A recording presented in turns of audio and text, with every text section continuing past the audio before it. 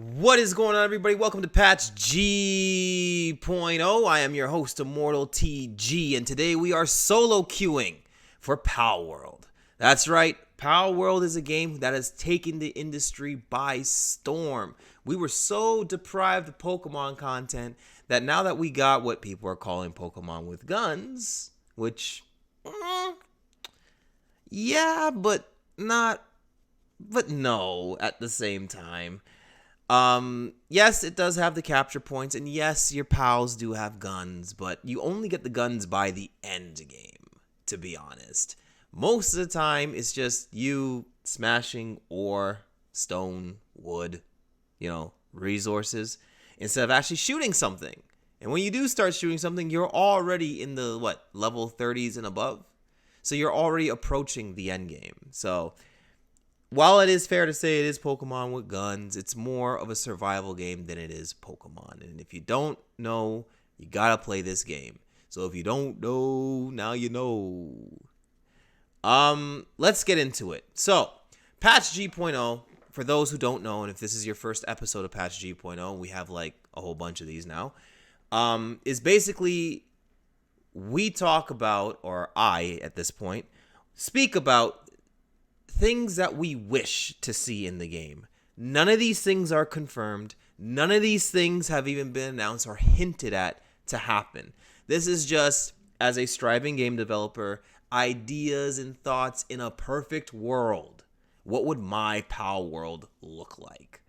And we are going to be talking about PvE content. We are going to be talking about PvP content. We are going to be talking about quality of life content. We are going to be talking about Pal World and dissecting as many things as we possibly can to create the perfect Pal World. With that being said, let's get this thing started. Now, we are going to start with the PvE content. And on the top of that list isn't island expansions or anything like that. I think that goes without saying. We all want more places to go, but we also want to be immersed in this world. And when I say that, I mean story-wise. We need a story mode. Pal World would thrive with a single-player story mode. From your Pal box, you can see where the story quests will take place. There will either be an NPC affiliated with the story, or there will be a Pal station located where the story takes place. Once accessed, like a boss tower, you can queue up and you'll be transported into story mode, where the island is suited for the story's purposes. Now, what I mean by the island is suited for story purposes is basically, all the nuances on the island are no longer there. All the minuscule things, like the pals that are required for the story will be there. The wild pals required for it will be there. There will be a certain path that you can take, that you have to take to progress through the story. If this is a story without syndicate players, then there'll be no syndicates. If this is a story where you're taking on the syndicate, then there'll be more syndicates in areas that they would not usually be in. So it just cater to the story. I feel like with Microsoft backing this, they definitely have the budget for voice acting and a lot more accessibility to how they can expand this game. Introducing NPCs that will help you throughout the story or fight you throughout the story. Maybe you'll even have a rival or two. And if you don't have any friends online, maybe you can get NPCs that you can access your Pal box, and you can click the tabs over, and then a page will open up with all the NPCs that you have made friends with. And you can spawn these NPCs to follow you around, and they will have their own set of pals that will help you in the open world, if you choose to do that. You don't have to do that, but if you still want that team-like feel and you still want those big battlefields and whatever, it'd be nice to have an NPC player or two follow you around. And to make it, I'd say, balance, maybe these NPC players take up a party slot, as they will be deploying their own personal pal to help you fight. So I would go with something like that. Story mode is definitely something I think would be interesting. They can definitely create more lore behind some of the pals. I know there's a Mewtwo pal coming out, some lore behind that and the story behind that. Characters, maybe they can have their own Elite Four. I don't know. But I think it'd be interesting to have personality in the world. Because right now we're just a person who somehow ended up on this island and we're just surviving. Which, okay, that's cool and all, but everybody wants a rhyme to a reason. So story mode is definitely something I would throw in for PvE content, especially when you're playing by yourself and you just need something to do. You want to play Power World, but there's nothing to do, so you're giving yourself things to do, like myself. So I think that'd be great to have. Moving on to the next thing for PvE is level 60 dungeons. Right now, the level cap is at 50. Should that stay the case, they should release pals that are over-leveled in the dungeons to add difficulty and reward to completing them. Secret rooms in dungeons with endgame legendaries guarding them. Let's say every dungeon has 3 hidden alpha pals at level 60. Then the main boss at the exit. So that's 4 alphas in general. You are guaranteed a legendary for beating all the alphas. For every alpha you defeat, it increases your legendary drop at the end by, let's say, 25%. So killing 4 brings that to a 100% guaranteed you're going to get a legendary. Granted that you don't die before then. So if I kill 1 alpha pal, and it was definitely hard, I have a 25% chance of getting a legendary from the chest. A random legendary, but a legendary nonetheless. If I kill 2 of them, I have a 50% chance. But if they were both difficult, maybe I'll take a chance on that 50%.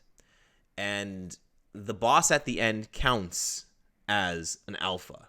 So I can skip all 3 of the hidden bosses and just go straight for the main boss and just take a 25% chance and see what happens. But the more alphas that I kill, the more I am guaranteed to get a random legendary drop. I guess the more players that come with you in this dungeon, each player will have a chest for them, so everybody can get a drop for helping out or something. I'd say go with something like that. But definitely dungeons need to be a lot more difficult now, especially now that all of us, or most of us, have hit the end game. And at this point, we're playing Breeding Simulator, and we're just breeding the most OP pals. It has gone to a point where even if they release new content, we're probably going to nuke right through it because of the pals that we have created and designed. So they definitely need to create pals that are over leveled, and even if you catch them at 50. Like they will just come to you as level 50s, but meeting them in the wild, they will be level 60s. We definitely need that because our god roll pals may as well be considered level 60s at this point. The things that we're stacking, the combinations we're coming up with, 50s will no longer be challenging. So I think that would be a great add to the game.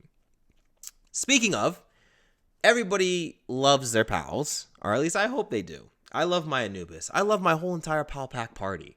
I love all my dogs. Those are my dogs. So what happens if there's that special pal that you have? That, let's say, Pikachu to your Ash. Well, there is now a new mechanic that I would call the Pal Bond. You can select a pal to bond with. Once fully bonded, you unlock a new ability and have a 3rd bar located with your health and food. Once you've filled that bar up, you can unleash the Pal Bond skill. Now, whether or not this should be a super move, I'm not sure yet. Y'all let me know. But I feel it should unlock a new unique ability depending on who you bond with. You know me, Anubis is the alpha of my Pal Pack party. If I bonded with Anubis, then filled the bar up, I activate it. Now my player has the Anubis sidestep until the bar drains, making my character auto-dodge. If I bond with Direhow, for example, say I go down, Direhow will put me on his back and I can ride him as a mount to a safe location. Maybe to a tower where I can fast travel to safely retrieve my things. Or, if multiplayer, to a nearby teammate to pick me up. Let's say Tyrant bonded with his Bushi. Activating that Pal Bond will give Tyrant the Bushi Blade, and he can teleport strike enemies fighting alongside Bushi until the meter depletes. Every pal will have a unique Pal Bond feature. You can only bond with one pal at a time. To bond with a new pal, you have to break bond with the current. If you wish to switch back to the bond you broke, you have to rebuild the bond between you two before having access to the pal bond skill he or she has. I feel like that will definitely give us a sense of a sentimental bond with our pals. Us as the players and, them as the creatures we command and control. And I'm sure everybody's got their favorite pal that they wish they had a Ash Pikachu relationship with. I think the pal bond is definitely a great, cool way for people to really resonate and really gravitate to and have a real life feeling towards their favorite pal. So the pal bond is definitely something that I feel would be an interesting new layer of gameplay and just an amazing way to play the game. Now, like I said before, I don't know if this pal bond should just be like, once you fill up the meter, they have this super special move. I don't know if it should be that. I think it should just be like a passive for balance sakes and everything like that. But yeah, y'all let me know. Should it be a super move or should we just keep it as unique passives that are tailored to each individual pal? Let me know in the comments down below. Now, moving on to the next PvE content thing, giving them commands. Most of the times, we find our pals just walking around in a circle, circling the opponent, giving them the death stare as if they're in a UFC octagon, listening to Bruce Buffer do their intro. And in this corner, fighting from the red side, the reigning, defending, undisputed guardian of the desert, Anubis. And he's just circling around until that's done, and then he'll do his ground smash or something. So most of the time, we're just sitting there like, hey, buddy, help, please, now? So, commands. There is a new equipment in the game that we will call the megaphone. Getting a pal megaphone as an equipment weapon item would be nice. Using this will allow you to put your pal in manual mode, where you can point your megaphone at targets to command it to specifically attack this target, or aim and shoot at the ground to tell it, go here. You can open the emote window where instead of attack aggressively and so on are available, it'll be use ground smash, use sandstorm, use forceful charge, and depending on if it's on cooldown or not, the pal will perform the desired attack or the text will appear saying this skill is not ready yet. There will also be an attack at will option to allow the pal to fight automatically while awaiting your commands. This can help you set up nasty combinations of attacks. I think this is definitely great, especially because it gives you that trainer feel, like you are in charge. Use this attack. I want this attack to come out. What is taking so long for him to use this move? Like, now you can dictate how you want your pal to initiate battle and how you want to synergize the moves that you have stacked with him.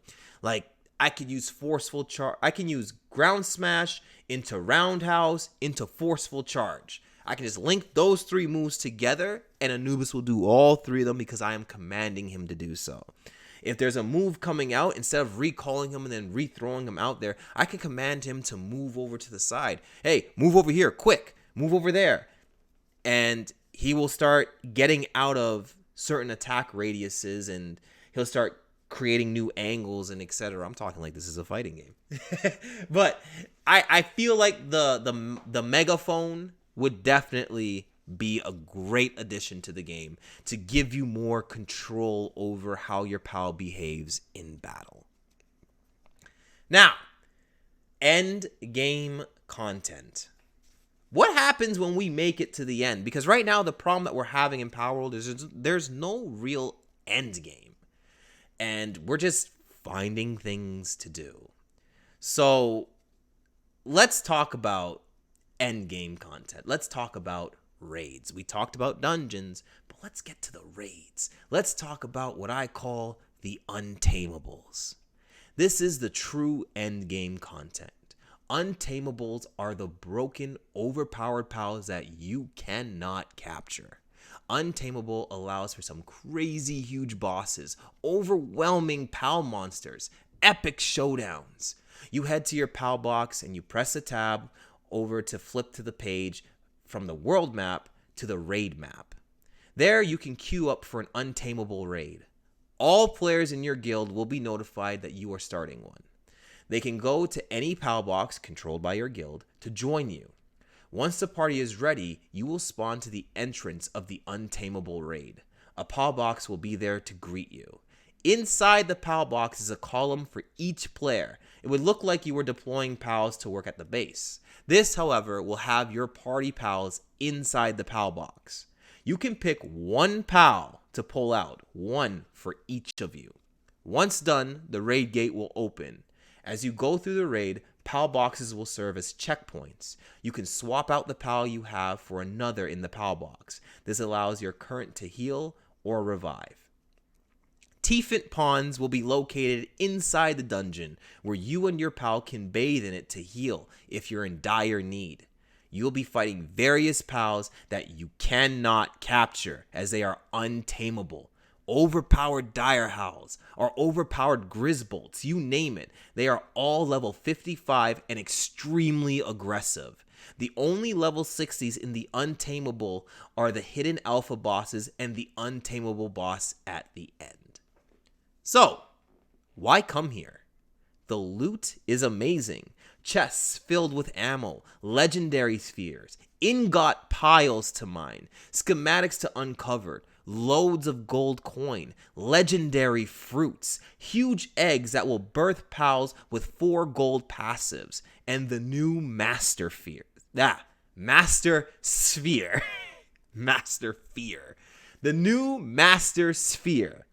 It has a 100% capture rate regardless of health. You can take this sphere to capture the one pal you really want that's in the open world. But the real reward is in the gear set that you can get from completing the Untamable Raid. Each time you complete it, you get a guaranteed raid gear set schematic. Putting the whole set on won't only make you look cool, but it will give you access to some rewarding buffs. Top it off, should the god of RNG favor you, you have a chance to get the egg of the Untamable boss. Once hatched, you will have a nerfed version of that boss for you to keep. This nerfed version will give you one of the 3 unique moves it has. Get all 3 eggs and you could breed yourself a close second to the Untamable variant. So, these Untamable raids is the endgame. Level 60s. You can only get this boss by defeating it, this untamable monstrosity of a boss. You defeat it, you have a chance to get the egg to hatch it yourself. And to have it for yourself. Flex it as a rare pal that you have, and flex the fact that you defeated this untamable boss. You went through the untamable dungeon. You got this pal that you can't find in the wild. You can't find it anywhere. The only way for you to get this pal is through the egg that the Untamable boss drops at the end. Dare I say, I would say you can't even breed this pal.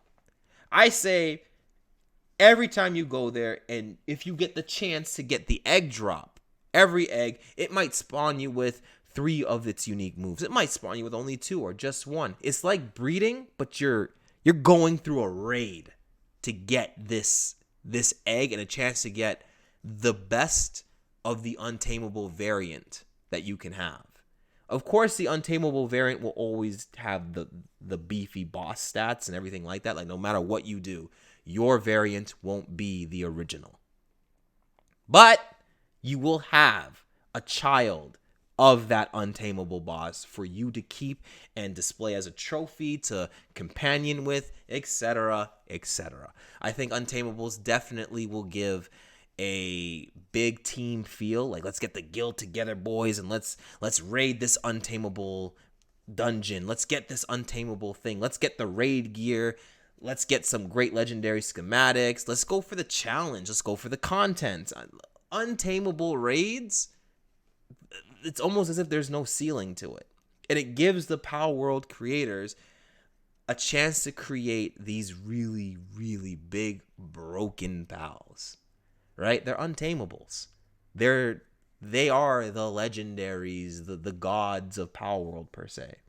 Make them broken. Who cares? Make them broken. So, but let's talk about what happens if we reach the end game and the content becomes too easy even then. We can tank the level 60 stuff too. We can nuke all that. Well, let's talk about this little quality of life thing in the custom settings. Let's talk about the custom settings.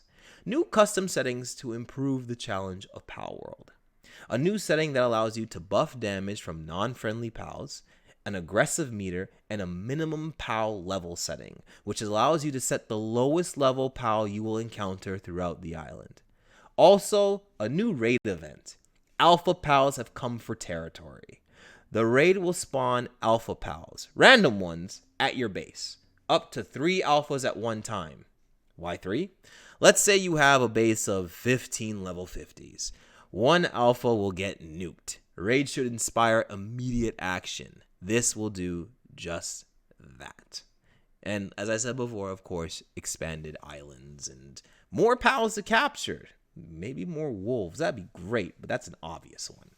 At least for me and the Pal Pack party. We're always looking for more hounds to add. So yeah, that's everything for PvE content. I think out of all of them, my favorite is the Untamables. I really like the Untamable idea. What about you guys? If you do like the Untamable idea, leave a comment down below. What are some ideas that you have for the Untamables, maybe? Remember, 1 pal for each player in there, and you gotta reach these checkpoints to swap them out, T-Fint ponds to heal, massive aggressive enemies, and just a whole bunch of like exploration and real feel. So, and the challenge. It's the challenge that I love the most. I am a co-op person. I love having to team up with people to take down adversity. This will definitely do that for me.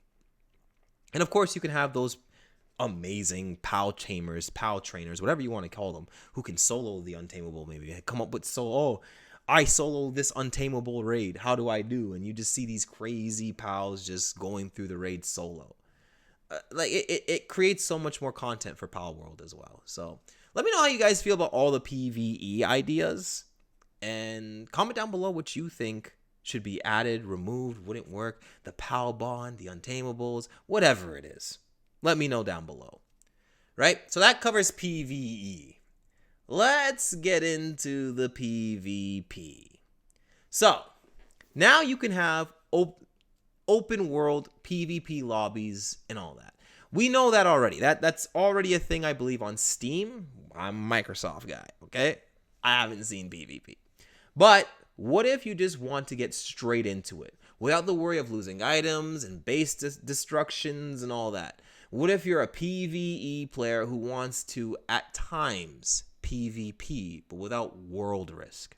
Well, you head to your Pal box, open the fast travel, turn the page, and instead of selecting the Untamable raid, select the Pal Arena. Pal Arena. The arena, but Pal Arena. It sounds like I'm saying ballerina. It sounds like I just created a new pal. Pal Arena. Anyways, you go to the arena, okay? There, you can choose solo, duos, triples, or guild. 4 players on 1 team. And yes, you can queue with randoms. Solo, duo, and triple spawns you in an arena, where players access a pal box containing their party, each selecting one, enter the battleground, and showdown. Once all pals in pal box are defeated, the player is defeated. Players only have the megaphone. They can only give commands. You can recall your pal to get out of a pinch. But for every second your pal is in the sphere, I keep saying fear, the sphere. For every second your pal is in the sphere, the player will lose health gradually. Each recall takes a flat rate of 50 health, then a loss of 10 for every consecutive second. You can kill yourself if you abuse this. And before you think to just stack health, all players have the same health value in PvP. These matches are settled in rounds. Any pal that remains standing at the end of the round remains, while all defeated pals are swapped, and they are off to start the next one. It can be a best of 3 or 5 rounds. But here's where your player stats are unaffected. Guild matches. 8 teams of 4 scattered on the island. Controlled environment of the island. Not the whole island, but 8 teams of 4 scattered on the island. Find weapons and armor in chests. Gain 1 point for defeating an enemy pal. Gain 10 points for defeating the enemy player. A time limit and scoreboard will be displayed to all players. You have 20 minutes to get the most points and win. If your pal dies, they are finished until you, the player, die and respawn. Pals passively heal when they are in the pal sphere, so rotate them accordingly. You can recall and redeploy with no penalties. If the player dies, they drop all their loot and will need to loot up quickly to rejoin the fight. They do not lose their pals, just all the gear they found out in the island. Your stats also are unaffected, but you don't spawn in with your gear. You have to go find gear on the island. Solo and guild will have a subcategory called solo party or guild party. In solo party, it's 5 versus 5 in a round format, meaning each round the winning pal remains while the loser deploys a new pal. This keeps going until one player can't deploy any more pals from the pal box, which only contains 5 pals. Guild party is 4 players, each having 1 pal in a 4 versus 4 through a series of one-on-ones. One player and his or her pal will start the round. The defeated player will be eliminated, and the next player with their pal will take over until one guild stands. You can also get a rank to the world. You can get a rank, and yeah, you can get a world rank and just display it to the whole world of how good of a trainer you are, right? Whether it's like bronze, silver, gold, palladium, or whatever, like you get a rank and you can display that as a badge, per se, like your gym badge. You know, this is a gold pal tamer. This is a diamond pal tamer. So, you know, so stuff like that. PvP doesn't really need much to cover. So that's basically it for the PvP modes. And of course, not all of them are needed, but which ones would you like to see? Which ones do you think are necessary? The ones you look forward to most, let me know down in the comments below. And of course, if you got this far into the video, don't forget to subscribe. Hit that subscribe button for more content like this, more Patch G.0. With that being said, let's continue and let's wrap up this last patch, the base patches. So, I think the most frustrating part of the game takes place in your base. When your pals are stuck in trees, your pals are not doing what you caught them to do. So, how do we fix all this? Well, let's talk about it. When deploying pals, you can give them a priority list to follow from their work capabilities. Example, if I deploy Anubis, I can have him prioritize handiwork. If none available, he will go to transporting. If that isn't available, he will go to mining. But the second a job that requires handiwork becomes available, he makes that his priority regardless of what he is currently doing. So this definitely helps with base, just keeping the workflow moving in the base. Having pals do what you caught them to do. If I select handiwork as number 1, Anubis will always prioritize handiwork. At the minute I build pal spheres, his ass is already running over there getting ready to build them. But if there's nothing to build, then okay, then I'll see if there's something to transport. If there's nothing to transport, then I'll just go hit this rock over here and start mining until one of the two become available. I feel that's very healthy for pals that have multiple work capabilities, because you can deploy a pal and you just want them to just start with the seeding, but instead, for whatever reason, they run to go do logging. It's like, this is not what I put you in here for. Can you not? You know, so I think that would definitely help. And another thing that's frustrating is when you spawn into your base, you load up your game, or you come back home, and you get a list of this person's sick, this person is minor injured, this person is starving, and then you look at your base and you see all of them just stuck on a tree, stuck out of bounds, doing the wiggle dance, coming in and out of bounds, and it's just like, dude, So, out of bounds pals, it's a headache. It'd be nice if a pal goes out of bounds, the game will just respawn them on the pal box so they aren't stuck. A new technology called the pal portal would be nice as well. Small nodes that don't hurt base appearance, like they're hardly noticeable per se. You can place them in those annoying spot for your pal seems to get to. Once they walk into a pal portal or a pal node, they are transported from that annoying spot back to the pal box spawn, where they will continue as normal. So if you realize every time you come back, you see a Jormuntide stuck in your tree, you can put a pal node in that tree. And every time your Jormuntide ends up on top of the tree, it will immediately spawn back on pal base where it can just idle or head to wherever it needs to head. The next thing I would create for the base is actually a whole new structure, the med bay. If you don't have medicine or your pals are hurt and wounded and you don't have the stuff immediately to heal them, if you got too many sick pals, stressed, or even incapacitated, you can now build a med bay. Depending on the med bay size, you can put sick pals or hurt pals to go there to recover. It will take a while, but it's the band-aid to lacking immediate resources. The better the med bay, the faster the process.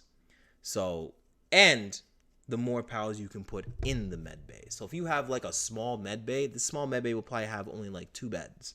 2 beds mean only 2 pals can go in there and passively recover. If you have a med bay, with like a medium med bay, maybe it'll have 4 beds, and then 6 beds, 8 beds, And as you build this med bay center, sick pals, wounded pals, incapacitated pals can go there to get rid of the status passively. But this isn't like an immediate, it goes away. This is an over time, it goes away. So I think that'd be pretty cool to add. But let's move on to pal foundations. We all have those pals who try and sleep in the bed, but they are just too big for it, no matter the size of the bed. Jormuntide is a prime suspect of this. Well, in patch G.0, you now have access to water, magma, desert, frost, and forest foundations to build. Your pals at base will favor certain locations, and yes, you can build in these new environments. Example, build a crusher on or in the water for a Jormuntide. You won't need a bed, as water types love to sleep in the water. Same for fire types with magma. No, this magma will not damage you. Pals can still traverse the entire base like normal, so if your garden needs watering, your Jormuntide will get out of the water to water it. Only when idling or time to sleep will pals favor their habitats to relax until a task presents itself. However, tasks inside their environment will make sand drop slower as they are working within their comfort. So their sanity bar will drop a lot slower if, for example, I want to cook some ingots. And I build a furnace on top of this magma in habitat that I've created. My Jormuntide Ignis, his sanity will drop a lot slower because he's working within his comfort. If I build berry plantations inside my forest habitat, my Dinossum, my Caprites, their sanity will drop a lot slower because they are in an environment of comfort. And inside these environments, yeah, you can build beds to, I guess, double the resting recovery, but these pals will favor these environments and find comfort in them. And because they are in a comfortable environment, their sanity drops a lot slower. It still drops, but not as drastically as it would if they were just in normal terrain outside of their natural habitats. Next, the pal feeder. I think you should be able to assign certain pals to certain feed boxes. Because let's face it, Suzaku needs that Mammorus meat way more than the chickpea. But if chickpea is hungry and the Mammorus meat is there, chickpea is going to eat that, even though chickpea would have been equally as satisfied with berries. So I feel like when you build multiple feed boxes, you can build a feed box for, okay, this feed box, I have 15 pals deployed. I can open the feed box and I can select from my base the pals that will eat from this feed box. So no matter what, these pals will always come here. No other pal will come there. If I have nothing selected to the feed box, all the pals will go there, no matter what. But if I have, like, let's say just berries only, and I only assign chickpea to it, no pal but chickpea will go over there. No one will go over there because it's not for them. So I feel like being able to assign certain feed boxes to certain pals will definitely help with how the rations are divvied out and making sure everybody's getting exactly what they need. Let's move on to ring expansion. With enough ancient tech, you can expand the ring of your base. Go to the Anubis statue and select base expansion. Offer the ancient tech, and this is just an example, and your ring will expand. You can do this infinitely, so long as you meet the resource requirement. So if it says you need 1 million ancient tech, and you get that 1 million, yes, you can consume the whole island into one massive island base. I mean, if you come up with that much ancient tech, you earned it as far as I'm concerned. Of course, comes the issue with ping and too many things happening at once. So maybe the whole island is a bit too much. And then, you know, what happens when base pals collide with wild pals? So the ring expansion can be a little much, and like dealing with raids definitely can be a little much, because where on this island is this raid coming from? So maybe that's a bit much, but let's start with just making the ring bigger first for those who have those passion-based projects. Let's focus on getting it bigger. Let's focus on just expanding the ring a little bit, and then we can, as we expand, let's see how we do once we consume more and more of the island. I think it'd be cool because then guild members can build in different places of the map. Yeah, guild members can build in different places of the map, and they can deploy their PAL boxes to where their point of origins will be. I think it'd be cool. I think it'd be cool, especially for those people who love to design bases. I think it'd be a very cool thing. You can transform the whole island into your own big PAL island, per se. Storage organization. When building storage boxes, you can select a setting for it. This setting tells the pals what items belong in this box for organization purposes. So if I create a box and I select stone, wood, fiber, no matter what, the pals will only bring stone, wood, and fiber to this box. No matter how out of the way it is, they will carry that stone all the way to that box and to any other box nearby that also has stone selected. So if I only have one box for stone and one box for wood, they will only go to that one box to deliver this one item. I know this is a lot of programming, but you know, with Microsoft backing them and everything like that, maybe, just maybe, it's possible. And finally, the last thing on the list of things, moving your base.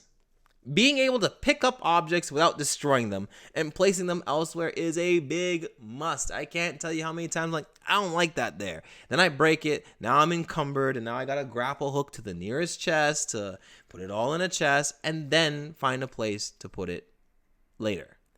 I don't like that at all. I think I should just be able to pick it up and move it. Like if I go into like builder mode, I can just select the thing I built, and you know, it'll be a blue grid if I can place it back down, or a red grid if I can't place it where I want to move it.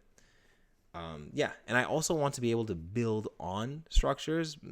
That's a whole nother thing. Let's just focus on being able to move the objects first. I think being able to move objects in your base without destroying them is definitely a quality of life we all can agree that we would love to have.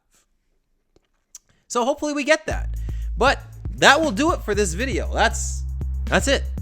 Those are all my ideas for patch G.0. So, in my opinion, Pal World has so much untapped potential, and I feel great things in its future, assuming the legal battles don't catch up to it. I thoroughly enjoyed this game, and I eagerly await new content. If you like this video, then go ahead and hit that like button to show that these are the types of videos you want to see. If we hit 137 likes, I'll come up with 137 Pal Bond skills, one for every Pal in the game, as I think there's 137 Pals.